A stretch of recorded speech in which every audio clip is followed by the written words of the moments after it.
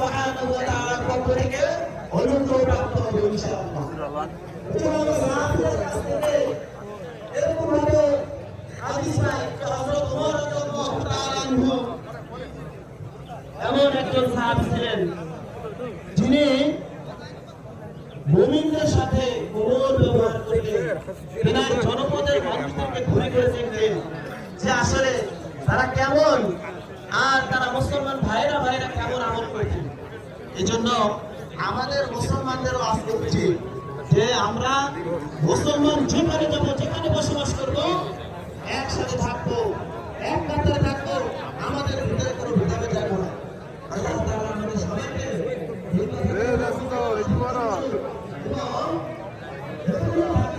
যদি কোনো মুসলমানের সাথে সামান্য পরিমাণ মনোক্ষুণ্ণ থাকে, আল্লাহ তাআলা সবাইকে মাফ করবেন। কারণ হাদিসের মধ্যে আসছে যখন কোনো মুসলমান ভাইকে তার রেস্টুরেন্টে মাফ করে দেয়, আল্লাহ সুবহানাহু ওয়া তাআলা